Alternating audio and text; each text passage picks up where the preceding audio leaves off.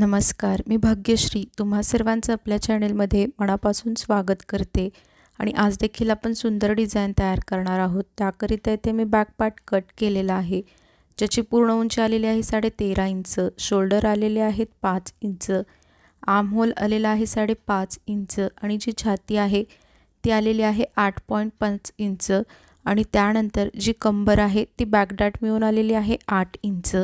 आता इथे वरच्या बाजूला आपण आपल्या गळ्याची मार्किंग करूयात। तर इथे मला माझे जे रेडी शोल्डर आहेत ते 2 इंच हवेत, म्हणून मी अर्धा इंच मार्जिनचा घेऊन 2.5 इंचावरती एक मार्क केलं। त्यानंतर टेपला त्याच पॉईंटवरती ठेवून घेऊन खालच्या बाजूला जी माझी गळ्याची उंची आहे ती इथे मी 8.5 इंच घेते आणि जी खालची गळ्याची रुंदी आहे ती इथे मी 2.5 इंच घेऊन व्हिडिओमध्ये दाखविल्याप्रमाणे एक बॉक्स ड्रॉ करून घ्यायचा आहे। इथे तुम्ही मात्र तुमच्या अकॉर्डिंगलीच गळ्याची उंची आणि रुंदी घ्या। त्यानंतर आता इथे वरच्या बाजूने खालच्या साईडला 2 इंच घ्यायचं आहे। जर तुमची साईज मोठी असेल तर 2.5 इंच घेऊन अशा पद्धतीने इथे एक चौकोन ड्रॉ करून घ्यायचा आहे। आता आपल्याला याच चौकोनमध्ये आपण नॉर्मली जसा गळ्याचा गोल आकार ड्रॉ करून घेतो ना, अगदी तसाच इथे देखील तुम्हाला गळ्याचा गोलवा आकार ड्रॉ करून घ्यायचा आहे। आणि त्यानंतर खालच्या बाजूला इथे मी जसा गळ्याचा आकार ड्रॉ करून घेते तसाच तुम्हाला देखील गळ्याचा आकार अगदी व्यवस्थितरित्या ड्रॉ करून घ्यायचा आहे। आणि इथे मला गळ्याचा आकार थोडासा ब्रॉड म्हणजेच पसरलेला हवा होता, त्यामुळे मी आपला जो चौकोन आहे ना त्याच्या साईडला 1 इंच वगैरे आले असेल। हे तुमच्या अकॉर्डिंगली घ्या। जर तुम्हाला जास्त पसरट नको असेल तर तुम्ही अर्धा इंच घेतलं तरी देखील चालेल, तुमच्या आवडीनुसार घ्या।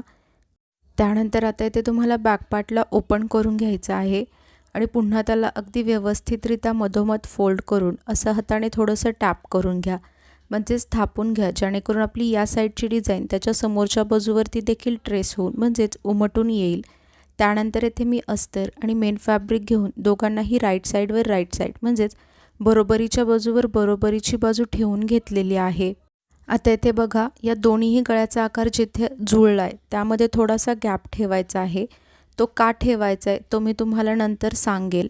आता इथे आपल्याला आपला जसा गळ्याचा आकार दिसतोय त्याच आकाराला अगदी व्यवस्थितरित्या व्हिडिओमध्ये दाखविल्याप्रमाणे स्टिच करून घ्यायचं आहे। फक्त स्टिच करत असताना गळ्याच्या आकारामध्ये जेथे कुठे कॉर्नर म्हणजेच टोक आलं असेल तेव्हा नीडल म्हणजे सुईला आतील बाजूस तशीच ठेवून घेऊन फक्त बॅक पार्टला फिरवत मग पुन्हा जसा गळ्याचा आकार वळतोय त्याच आकारात इथे त्याला स्टिच करून घ्यायचं आहे।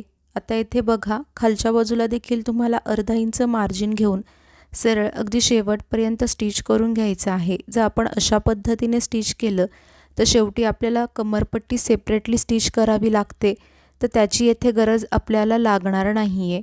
त्यानंतर येथे कमरेच्या बाजूला हे जे जास्तीचं कापड होतं ना त्याला देखील तुम्हाला कट करून घ्यायचं आहे। आता इथे बघा, हे जे आपले दोन्ही गळ्याचे आकार जिथे जुळले होते, मी मगाशी म्हणाले होते ते जिथे जुळतात तिथे थोडासा गॅप ठेवा, तर तो का ठेवा म्हणाले होते। जर आपण तो गॅप नसता ठेवला तर आत्ता आपण जे हा गळ्याच्या आतल्या बाजूस थोडंसं जास्तीचं कापड ठेवून गळ्याची कटिंग करतोय ना, तेव्हा तो आपला मधला आकार देखील कट झाला असता। पण आता इथे आपण त्या दोघांमध्येही थोडासा गॅप ठेवल्यामुळे आपला गळ्याचा आकार कट नाही होते। त्यानंतर आपण इथे जे एक्स्ट्रा कापड सोडलं होतं ना त्याच कापडावरती आपल्याला संपूर्ण गळ्याभोवती छोटे छोटे कट्स देऊन घ्यायचे आहेत, अगदी व्हिडिओमध्ये दाखविल्याप्रमाणे। त्यानंतर इथे हा जो गॅप तयार झाला आहे ना त्या गॅपमध्ये हाताला पास करून या बॅक पार्टला सरळ बाजूस पलटी करून घ्यायचं आहे। आता इथे आपल्याला संपूर्ण गळ्याभोवती टॉप स्टिच देऊन घ्यायची आहे। टॉप स्टिच म्हणजेच काय तर दाबटीप। आता दाबटीप म्हणजे काय तर इथे जसा आपला गळ्याचा आकार दिसतोय त्याच आकाराला अगदी व्यवस्थितरित्या इथे तुम्हाला व्हिडिओमध्ये दाखविल्याप्रमाणे त्याला संपूर्ण गळ्याला स्टिच करून घ्यायचं आहे। त्यानंतर इथे कमरेच्या बाजूवरती देखील आपल्याला टॉप स्टिच द्यायची आहे। इथे तुम्हाला जास्ती काहीच करायचं नाही आहे, व्हिडिओमध्ये दाखविल्याप्रमाणे सरळ अगदी शेवटपर्यंत इथे तुम्हाला त्याला स्टिच करून घ्यायचं आहे। त्यानंतर इथे तुम्हाला अस्तर आणि मेन फॅब्रिक एकमेकांना चारही बाजूने स्टिच करून घ्यायचं आहे। इथे तुम्ही याला फॅब्रिक ग्लूच्या मदतीने देखील अस्तर आणि मेन फॅब्रिक एकमेकांना स्टिक करू शकता। त्यानंतर हे जे एक्स्ट्रा कापड दिसतंय ना त्या कापडाला व्हिडिओमध्ये दाखविल्याप्रमाणे अगदी व्यवस्थितरित्या इथे तुम्हाला त्याला कट करून घ्यायचं आहे। आता हे जे दोन्ही बॅकडाट आहेत ना, त्याला इथे तुम्हाला स्टिच करून घ्यायचं आहे। इथे मी तुम्हाला एकच बॅकडाट स्टिच करून दाखवते आहे। सेम तुम्हाला याच पद्धतीने दुसऱ्या साईडच्या बॅकडाटला देखील स्टिच करून रेडी करून घ्यायचं आहे। त्यानंतर इथे मी विरुद्ध कलरची म्हणजेच ब्लू कलरची लेस घेतलेली आहे, जो माझ्या साडीमध्ये कलर होता त्याच रंगाची।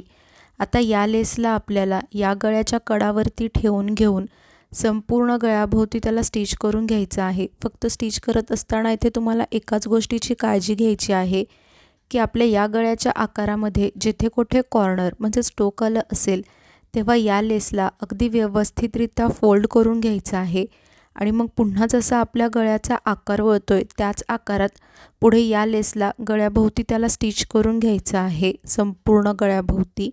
आणि आपल्यापैकी खूप जण व्हिडिओज पाहतात परंतु चॅनलला सबस्क्राईब करत नाहीत, तर प्लीज असं नका करत जाऊ, चॅनलला देखील सबस्क्राईब करत जावा। का होतं ना, मला देखील समजत जाईल की हां, मी जे व्हिडिओज बनवते ते तुम्हा सर्वांना आवडत आहेत आणि तुमच्या उपयोगात देखील येत आहेत। आणि जर अशीच सबस्क्रायबरची संख्या वाढत राहिली तर मला देखील एक नवीन उमेद मिळते आणि त्याच नव्या उमेदीत मला तुमच्यासाठी असेच नवनवीन व्हिडिओज बनवण्याची प्रेरणा देखील मिळत राहते। तर प्लीज चॅनलला सबस्क्राईब करून सपोर्ट करा। आता इथे मी सेम तीच लेस घेतलेली आहे आणि कमरेच्या बाजूवरती तिला ठेवून घेऊन सरळ व्हिडिओमध्ये दाखविल्याप्रमाणे त्याला अगदी शेवटपर्यंत स्टिच करून घ्यायचं आहे। आणि इथे बघा आपल्या गळ्याचा फायनल लुक किती सुंदर अशी डिझाइन तयार झालेली आहे। आणि इथे आपण नॉर्मली जसे लटकन तयार करतो सेम मी तसेच लटकन तयार करून ही डिझाइन कंप्लीट केलेली आहे। आणि व्हिडिओ तुम्ही सर्वांनी शेवटपर्यंत पाहिलात यासाठी तुम्हा सर्वांचे मनापासून खूप खूप धन्यवाद।